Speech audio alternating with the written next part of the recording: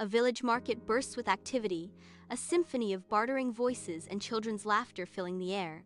Alara and Thomas stand amidst the colorful produce, their faces clouded with worry as they gaze upon the abundance. Alara's hand gently rests on her pregnant belly, a silent promise of protection and hope.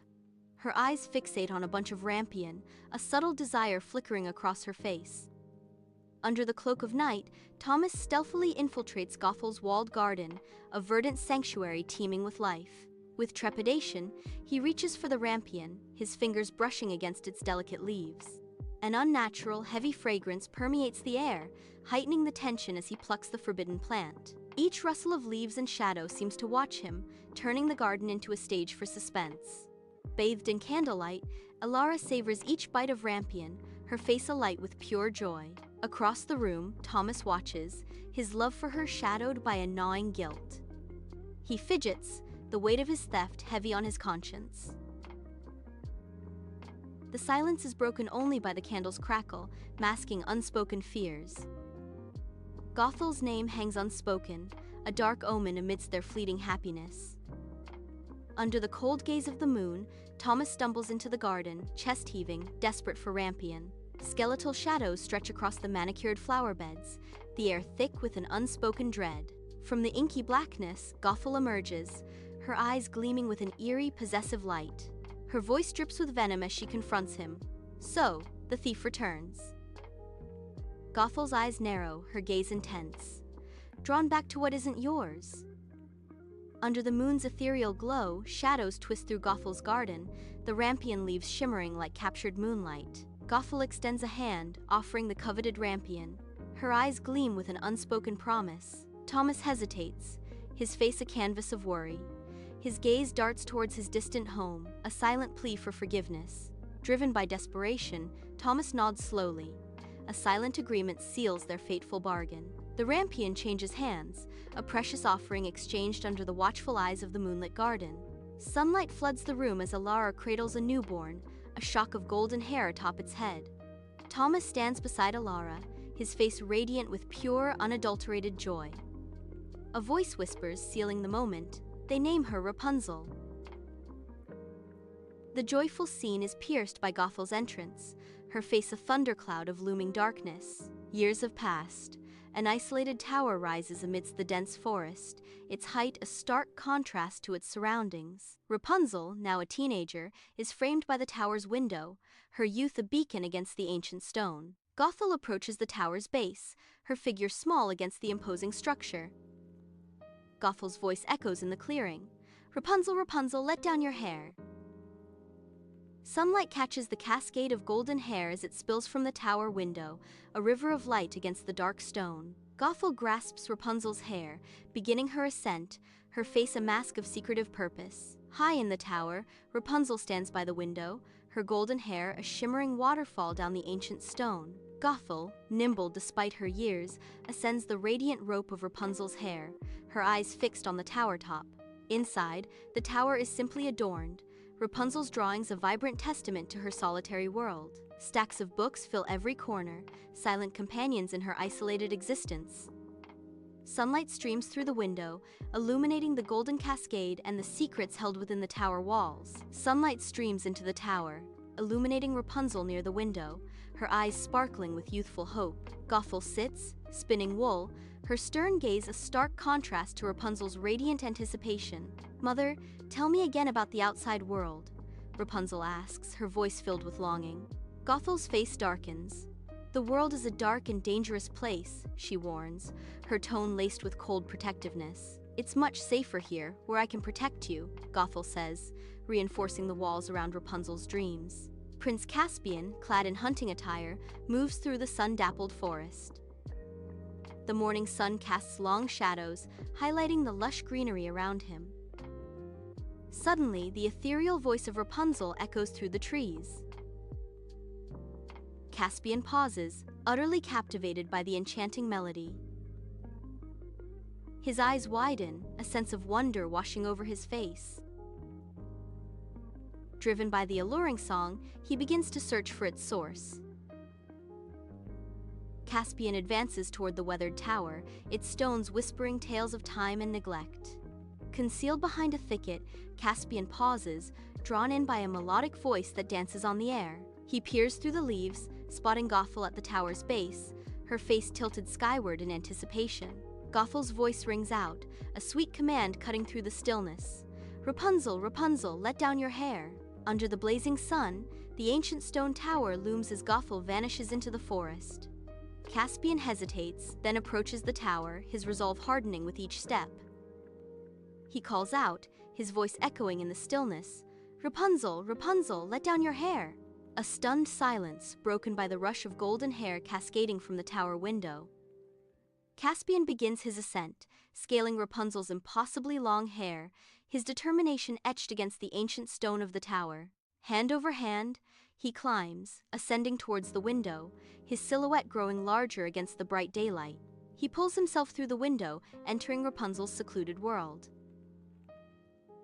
Rapunzel recoils, her eyes wide with a mixture of fear and surprise at the sudden intrusion. Caspian speaks softly, his reassuring tones slowly melting away Rapunzel's initial fright. Rapunzel is captivated by Caspian's kindness and the tales he spins of a world beyond her tower walls, her eyes now reflecting wonder. Sunlight fills the tower as Caspian stands before Rapunzel, her golden hair a river of light. He offers her a wildflower, its blue petals a vibrant contrast to her golden locks. Caspian begins visiting Rapunzel every day, a voice narrates, marking the start of a ritual. He brings her small gifts, the narration continues, tokens of the world beyond the tower. He shares tales of whispering forests, bustling marketplaces, endless sky, painting vivid pictures for her. A secret romance blossoms, nurtured in the tower's solitude, their hearts entwined. Sunlight floods the tower room, illuminating dust motes. Rapunzel sits, her impossibly long hair a golden river around her. Worry etches lines on Rapunzel's face as she gazes at Caspian, a silent plea in her eyes.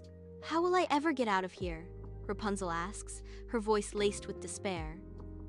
Rapunzel recalls, "Gothel always uses my hair to climb." Caspian offers a glimmer of hope. "We can weave a rope ladder."